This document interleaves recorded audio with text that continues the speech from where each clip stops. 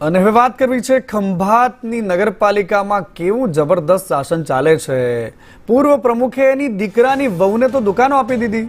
2020માં પ્રમુખ હતા અને પૂર્વ પ્રમુખે એને ઠરાવ પસાર કરી દીધો અને ઠરાવ પસાર કરીને કાયદાઓને નેવે મૂકીને પોતાની પુત્રવધૂને ફાળવી દીધી દુકાનો અને પ્રાદેશિક કમિશનરમાં એની ફરિયાદ થતા હવે આ ઠરાવ રદ થયો છે। પૂર્વ પ્રમુખ યોગેશ ઉપાધ્યાય સામે કાર્યવાહીના આદેશ છૂટ્યા છે।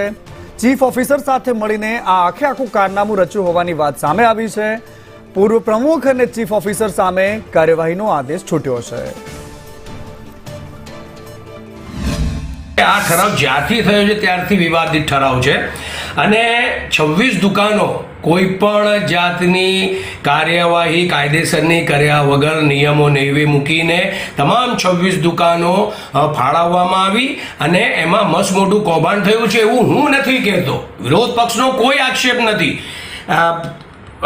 જનરલ બોર્ડમાં 30/4/2022 રોજ એમના જ ભાજપ શાસિત જે નગરપાલિકા છે એમના જ પ્રમુખ અને એમના જ એક્ઝિક્યુટિવ કમિટીના ચેરમેન અને એમના જ સભ્યોએ ચેરમાંથી આઇટમ લાવી અને 578 અને 579 નંબરનો ઠરાવ ગેરકાયદેસર છે, એમાં કૌભાંડ થયો છે। તમામ હકીકત હું આપને આ બતાવું। આ ઠરાવ છે, આપ જોઈ શકો છો। ચેરમાંથી આ ઠરાવ લાવવામાં આવ્યો। આ વિપક્ષનો કોઈ ઠરાવ નથી। આ ભારતીય જનતા પાર્ટીના યોગેશ ઉપાધ્યાય ના સાથી એમના